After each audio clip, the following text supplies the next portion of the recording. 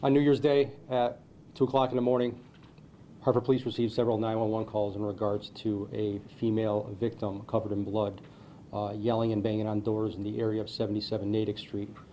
Hartford Police officers, as well as EMS and Hartford Fire, responded to 77 Natick Street. There they located a 43-year-old Hartford resident victim suffering from many stab wounds all about her body.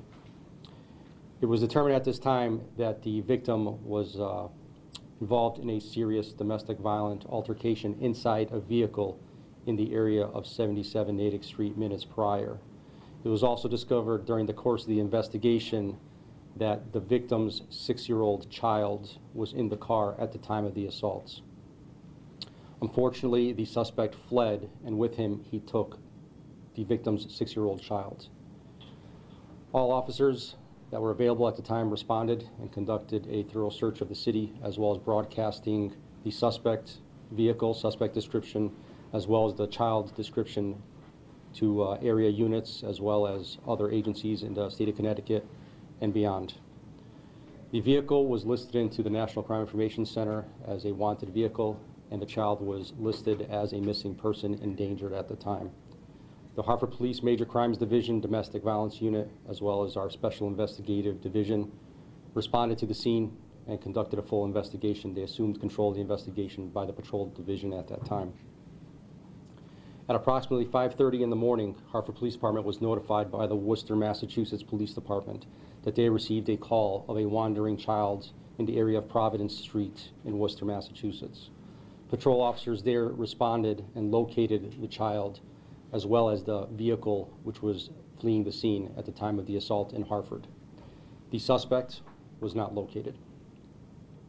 During the course of the investigation, a suspect was identified. A $500,000 warrant was listed: kidnapping second degree, criminal attempt to murder, assault first degree, and risk of injury to a minor. This morning, at approximately 5:30 o'clock this morning, New York Police Department notified the Hartford Police Department that they located the suspect at a McDonald's at Midtown North. This information was due to the fact that the Hartford Police Department had a cooperating witness that obtained the location of the suspect in New York.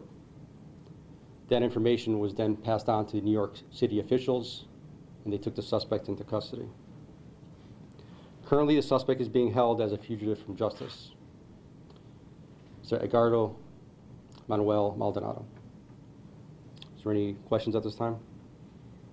Talk about just finding him, this witness at the McDonald's. Is this someone that was familiar with him, that was able to kind of help you with this, or is this someone that knew his picture that was out there? The cooperating witness knew the suspect and contacted the Hartford Police Department when they made contact with him. They subsequently notified us. We contacted New York City officials, and they took him into custody safely and without incident. He's currently held in New York as a fugitive from justice, awaiting extradition. Any previous criminal history on this guy? There is. There's several domestic violence arrests with this individual. The location where the actual stabbing in the vehicle happened, is this anywhere near the home of the victim, or was this just a location while they were driving around? And We're not sure exactly why they're at that particular intersection. Where's the child now? Undisclosed location with the Massachusetts Department of Children and Families. Can you talk about, just if you know, how serious the injuries were? I mean, we know 30 times where she was stabbed. I mean, it seems like it was pretty horrific. Yeah, from my understanding from the patrol officers, a lot of the injuries were defensive wounds to the hands and arms, but she did suffer some critical injuries to her body, her torso. So she's still in critical condition at this time, but she has been stabilized. And any idea what led to this assault? Was it an argument, or that's all under investigation? We don't know. Obviously, she's in critical care right now, and we're looking to interview her. We tried to obtain as much information from her as possible at the scene. Obviously, our concern was her safety, her, getting her to the hospital, as well as locating her child. So we will be interviewing her in the future shortly, as well as a suspect when he comes back to Hartford. You guys know what kind of knife it was, and did you ever find it? We don't. We received information from the Worcester Police that when the vehicle was recovered, that a bladed weapon was located in plain view inside the vehicle. So the Hartford Police Major Crimes Division have conducted a search warrant on that vehicle. So we're waiting to get that car back here so we can actually conduct the actual search. When do you expect Maldonado to be back in Hartford? We're not sure. There's a process with fugitives, so he has to waive extradition, and as soon as that happens, our fugitive team will go to New York and bring him back to Hartford. What has Maldonado said so far to police? Hartford police officers have not interviewed him. We don't know what he said to New York police officials. They've been with him all day, so since 5:30 this morning, rather. So we don't have any information in regards to what conversation they had. The other domestic violence charges that he has faced in the past, is it the same victim, or? I don't believe so. It's over the course of several years. So this relationship, from my understanding, was a recent relationship. How does it complicate matters when you have an investigation that spans 3 states? It does. We have a lot of communications, a lot of agencies, state police, DCF, local police. We deal with Amtrak, with Connecticut Transits, everybody that we can. Obviously, we even reach into some of the social media apps, Uber, Lyft, and whatnot, taxi companies. So it's a lot of moving parts, and it's difficult, it's tedious, but we get through it. We have a team of detectives and officers that are each working a specific function in a case like this to try to expedite it as quick as possible. So yeah, a lot of moving parts. No investigation is really quite simple, but when you run into 3 states like this, yeah, there's a lot to go on, and it typically takes longer. Thankfully, he was in custody in, I believe, about 29 hours from the time of incident, so we're happy with that.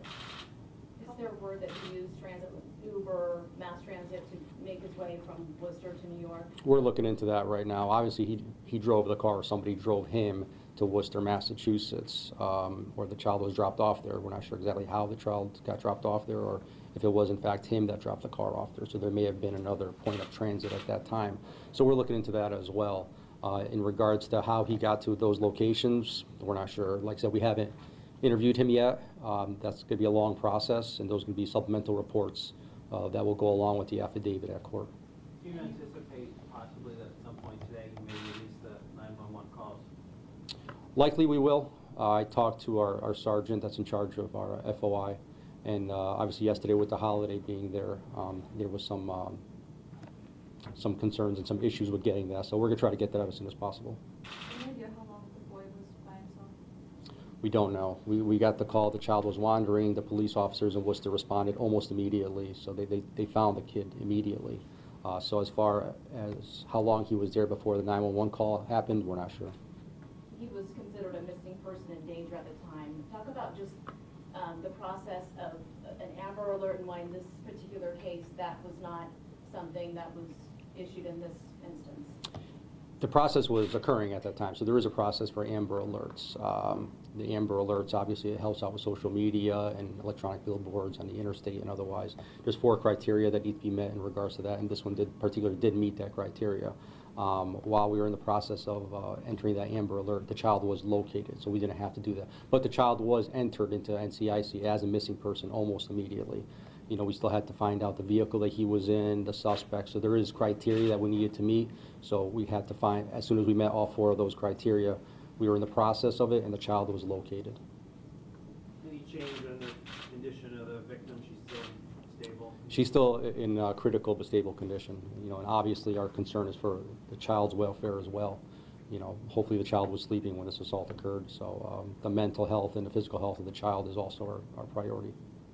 And the thinking is still around 30 stab wounds she suffered? Yeah, the doctor said at least 30 stab wounds at the time, so yeah, very, very critical. She's very lucky, and some of those stab wounds were very critical. What's the message for anyone that may be experiencing domestic violence, the resources that are out there and available to them? There's a Connecticut Domestic Violence Coalition. Here at the police department, we have detectives assigned to domestic violence units. You can get help. There is counseling available anywhere. Seek your friends, seek family, the police. Many factors in the city, Department of Children and Families, they help out as well. So yeah, domestic violence, they're tough ones.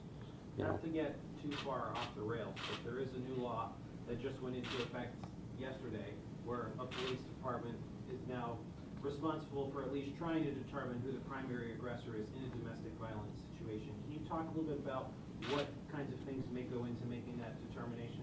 Sure. I mean, I'm glad you asked that. At the Hartford Police Department here, we very much are, we concentrate specifically on primary aggressor. We always have. The Connecticut Domestic Violence Coalition comes out with a report every year, and Hartford Police routinely is one of the agencies, leading agencies in the state in regards to not making dual arrests, arresting the primary aggressor. So this is nothing new to us. We're happy that it's here, and I think all law enforcement entities are happy with this change, that the primary aggressor is the one that would be the person that would be arrested. The suspect's identity one more time, if you don't mind. Edgar Maldonado, December 26, 1995. You guys are not releasing the name of the victim at this time? It's a domestic violence incident, and based upon, we're looking at her safety right now and the child as well, but in the future we will be. Anything else? Thank you. Thank you all. Thank you.